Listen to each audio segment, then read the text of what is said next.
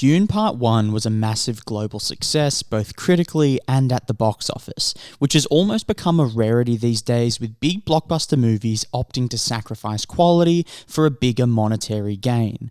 I won't mention these films, but we all know what I'm talking about, the trilogies and the franchises that seem to put no effort into the script, performances and cinematography, but rake in hundreds of millions of dollars.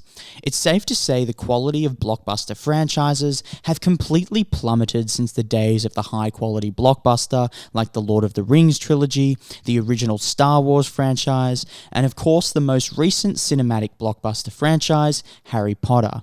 People make the argument that Marvel movies are producing high-quality blockbusters, and although I agree they are great movies, I wouldn't say they are cinematic masterpieces in any way, at least not in the way the films I just mentioned were.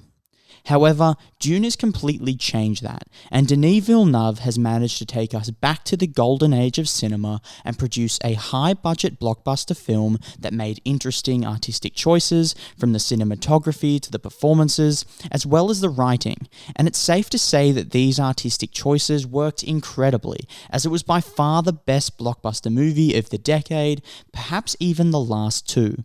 Watching Dune in the cinema took me back to when I first watched the Dark Knight trilogy, or when I first watched Lord of the Rings. It had the exact same impact both in its entertainment and artistically. Seeing actors of such high blockbuster caliber like Zendaya, Jason Momoa and Timothée Chalamet put so much effort into their performances really gave me faith in the future of blockbuster filmmaking, as the acting performances of recent in some big Hollywood movies have been subpar to say the least. What makes this even more crazy is Denis Villeneuve has claimed Part 2 will be infinitely better than Part 1, and if that's the case, it will definitely change the trajectory of Hollywood and big budget cinema forever. And here's why. It's become so common for big films to use basic, clean cinematography and not take any risks. However, Dune takes many risks and really used the cinematography to help tell the story, rather than just capture the story. There's a difference. Denis Villeneuve also made the most insane decision to not use much CGI in the film, and all the sets were actually built and they flew out to Jordan to live in the desert and film the movie in the landscape that it was set. This may seem like a decision, but nowadays this hardly ever happens. Big Hollywood studios are happy to use technology such as CGI and green screen backdrops to create the world the story takes place in. And due to technology being so good nowadays, to the naked eye you can't tell the difference between what's real and what's fake. However, the actors can, and that to me is what separated Dune from its blockbuster competitors the most. It was the performances. I really believe that because the actors could actually see the world they were in and feel the buildings, it allowed them to give much more naturalistic performances and much more realistic and grounded performances. It really made me feel that those characters had lived there their whole lives and understood the world, and to get that out of actors in a high-budget sci-fi is incredibly difficult to say the least. And this is how I believe Denis Villeneuve took a story that was widely regarded as impossible to tell on the big screen and made it one of, if not the greatest high-budget Hollywood films of the decade. Another contributing factor to Dune's success is the writing. If you picked up the script for Dune and read it, you'd see that it isn't written in the same way many other high-budget films are. It was written from a real place, and it isn't melodramatic at all. This is a reason I think a lot of moviegoers found the film bland or slow, but it's because they went in expecting an MCU-style movie or a Dwayne Johnson film, and not a cinematic, intricate story.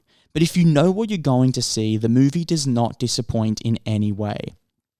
The script basically allowed both Denis Villeneuve and the actors to not have to jump to any cliches or add anything dramatic over the script, and they could treat it the way they would treat an Aaron Sorkin script and just fall back on it and serve the writer the best way possible.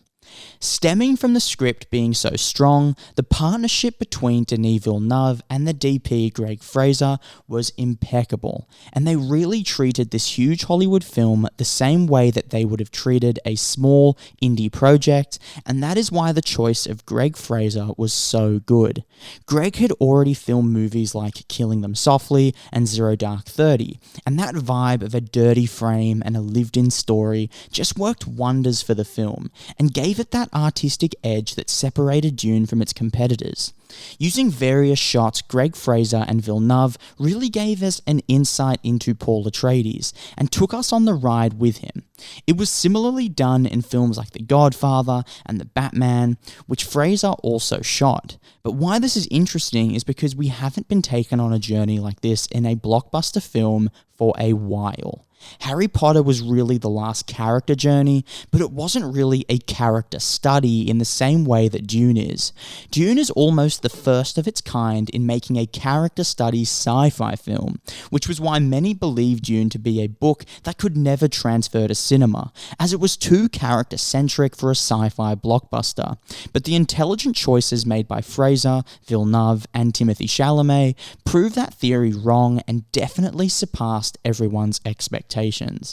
With Dune Part 2 being a lot more action-packed due to the bigger battle sequences and the sandworms playing a larger factor in the story, Dune Part 2 will definitely be a film you won't want to miss. As always, thanks for watching, and I'll see you on my next video.